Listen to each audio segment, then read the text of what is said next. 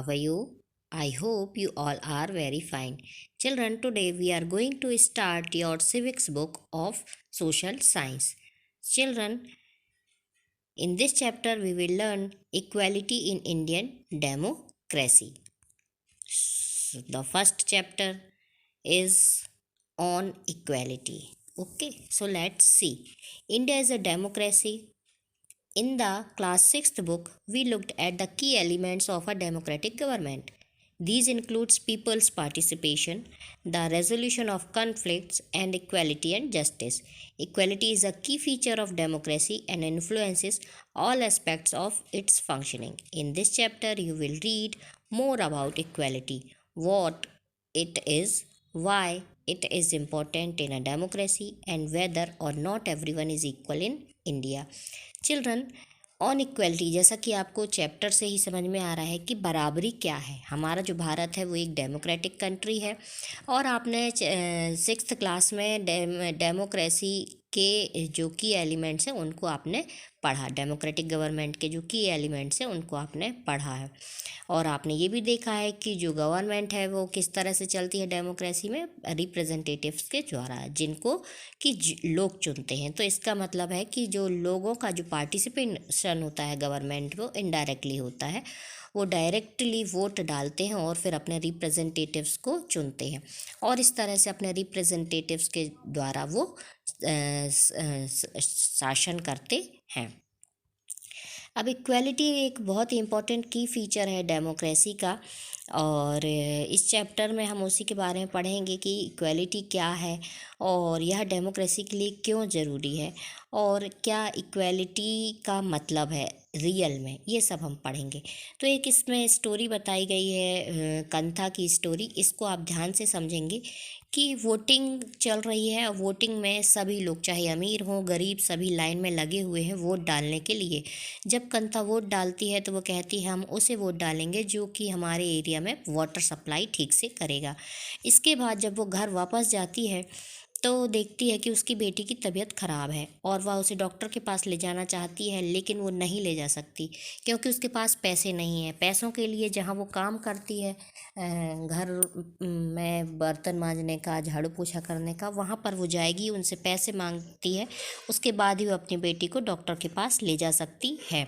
जब वो घर से निकल रही होती है तो उसे ध्यान आता है कि हमारी जो बस्ती है वो कितनी गंदी है और इसकी वजह से मेरी बच्ची जो है वो बीमार हो गई है। फिर वो अपने मालिक के पास जाती है और घर के सारे काम निपटाती है, झाड़ू पोछा बर्तन वगैरह, और इसके बाद फिर वो एडवांस लेती है और अपनी बच्ची को डॉक्टर के यहाँ लेकर जाती है। तो वहाँ भी उसे एक लंबी लाइन में इंतज़ार करना होता है डॉक्टर को दिखाने के लिए। फिर उसके दिमाग में बात आती है कि वहाँ वोटिंग में तो लाइन में खड़े हुए थे तो अच्छा लग रहा था वोट करने के लिए कि अमीर और गरीब सभी अपने अपने वोट का अधिकार करने के लिए एक ही लाइन में खड़े हुए हैं। लेकिन अमीरों को कभी भी इस तरह से अपने बच्चे को यदि दिखाना हो डॉक्टर को तो कभी भी उस तरह से उन्हें वेट नहीं करना पड़ता है, लाइन में खड़े नहीं होना पड़ता है। तो इस तरह की इक्वलिटी है, इस तरह की बराबरी है, इसका क्या मतलब, ये कंथा के मन में विचार आता है। तो ये जो स्टोरी, ये जो आपका चैप्टर है ऑन इक्वलिटी, इस स्टोरी से शुरू हुई है। तो चलिए हम देखते हैं कि ये क्वेश्चन आपके दिमाग में भी आना चाहिए कि ये क्या, ये वाकई में ये बराबरी है, क्या ये वाकई में इक्वलिटी है। चलिए सबसे पहले तो देखते हैं कि जो हमारा की फीचर है इक्वल राइट टू वोट, उसे देखते हैं, जो कि आपकी फर्स्ट पिक्चर है आपके लेसन में, कि इसमें सभी लोग वोट डालने के लिए खड़े हुए हैं। The story about begins with Kantha standing in line to cast her vote. Look again at the various people who are standing in line with her. Kantha recognizes her employer, Ashok Jain, and Chote Lal, her neighbor. In a democratic country like India, all adults, irrespective of what religion they belong to, how much education they have had, what caste they are, or whether they are rich or poor, are allowed to vote. This, as you have already read in the class 6th book, is called universal adult franchise, and it is an essential aspect of all democracies. The idea of universal adult franchises is based on the idea of equality because it states that every adult in a country, irrespective of their wealth and the communities she or he belongs to, have one vote. Kantha is excited to vote and happy that she is equal to all of others because each of them has one vote. तो चलिए, equal right to vote हम समझते हैं कि सभी को vote देने का अधिकार कैसा होगा। यूनिवर्सल एडल्ट फ्रेंचाइज होता है, इसके अंतर्गत हर व्यक्ति को जो कि 18 साल से ऊपर है डेमोक्रेटिक कंट्री में वोट डालने का अधिकार होता है, चाहे वो गरीब हो या अमीर हो। तो ये जो स्टोरी शुरू हुई है, कंथा एक लाइन में खड़ी हुई है, उससे शुरू हुई है, और वो जिनके यहाँ काम करती है वो लोग भी वहाँ खड़े हुए हैं, अशोक जैन और छोटे लाल। तो ये जो कि उसके पड़ोस में ही थोड़ा दूर रहते हैं, अच्छी कॉलोनी में।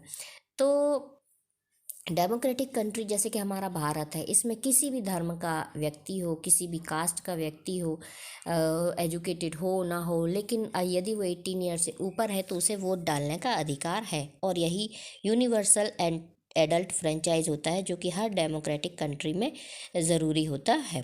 अब ये जो वोट डालने का है, यह किस पर आधारित है? वोट डालने का जो अधिकार है इक्वालिटी पर आधारित है, कि जितने भी लोग डेमोक्रेटिक कंट्री में या हमारे भारत में रह रहे हैं वो सभी बराबर हैं, इसीलिए उन्हें वोट डालने का अधिकार होगा। और सभी जो हैं वो, चाहे वो किसी भी कम्युनिटी को बिलोंग करते हों, चाहे स्त्री हो या पुरुष हो, सबके वोट की बराबर वैल्यू होगी, बराबर कीमत होगी, चाहे वह कैसा भी उसका बैकग्राउंड किसी भी तरह का हो। इसलिए कंता जो थी वो बहुत खुश थी, बहुत एक्साइटेड थी कि वह भी वोट डालने के लिए गई हुई है, लाइन में खड़ी है सभी के जैसे बराबरी से। जैसे कोई जितने सारे उसके मालिक वगैरह भी लाइन में खड़े हुए, उसके बाद भी वो बराबरी से उनके साथ वोट डालने के लिए खड़ी हुई है, और उसका वोट भी जो है उन्हीं की जो उसके साहब लोग हैं उन्हीं की वोट के बराबर की वैल्यू रखता है। इस पैराग्राफ में यह बताया गया है। But as her day goes on, Kantha becomes less certain about what this equality really means. लेकिन जैसे ही दिन बीता तो कंता को एहसास हुआ कि जो इक्वालिटी है वो एक्चुअली में क्या है। What is it that means kantha unsure? क्या ऐसा हो गया कि जो कंथा थी वो अनश्योर हो गई कि जो इक्वालिटी है वो नहीं है। जैसे कि मैंने अभी आपको स्टोरी में शॉर्ट में बताया ही था कि let us take a look at the day in her life. मैंने आपको पूरी स्टोरी में उसका डे बताया है कि किस तरह से उसका दिन बीता है ना, कि she lives in a slum and has a drain behind her house, her daughter is sick but she can not take the day off from work because she needs to borrow money from her employers to take her child to the doctor. Her job as a domestic help tears her out, and finally she ends her day by begin standing in a long line. This line in front of the government hospital is unlike the one in the morning because most of the people standing in it are poor. अब देखिए कंथा की जो शुरुआत हुई थी सुबह की, वो वोटिंग के लिए लाइन में खड़े होकर के हुई थी, लेकिन वो क्योंकि वह स्लम एरिया में रहती है और जो ड्रेन है, जो गंदे पानी का निकासी है वो उसके घर के पास होती है, उसके घर के पीछे से, और इस वजह से उसकी जो बच्ची है वो गंदगी की वजह से बीमार हो गई, और वह उसे डॉक्टर के पास ले जाने के लिए छुट्टी नहीं ले सकती है काम से, क्योंकि उसे उसके लिए अपने मालिक से पहले पैसे लेने होंगे, तब वो डॉक्टर के पास ले जा पाएगी। फिर वो अपने जाती है मालिक के यहाँ, घर के कामों को निपटाती है, उसकी आंखों से आंसू भी आ जाते हैं, और फाइनली लास्ट में वो जब डे फिनिश होता है तब लास्ट में वो जाती है अपनी बच्ची को लेकर, लेकिन फिर उसका जो दिन है वो लंबी लाइन में खड़े होकर के ख़त्म होता है, क्योंकि वहाँ वह खड़ी हुई है गवर्नमेंट हॉस्पिटल के सामने लाइन में, जहाँ पर कि वह सुबह खड़ी थी बिल्कुल अपोजिट चीज़ के लिए, कि वोट डालने के लिए बराबरी के अधिकार से खड़ी थी, लेकिन यहाँ पर वो गवर्नमेंट हॉस्पिटल के सामने अपनी बच्ची को दिखाने के लिए लाइन में खड़ी हुई है, जहाँ पर कि बहुत सारे दूसरे लोग भी दूसरे लोग भी अपनी बच्ची की बीमारी के इलाज के लिए खड़े हुए हैं।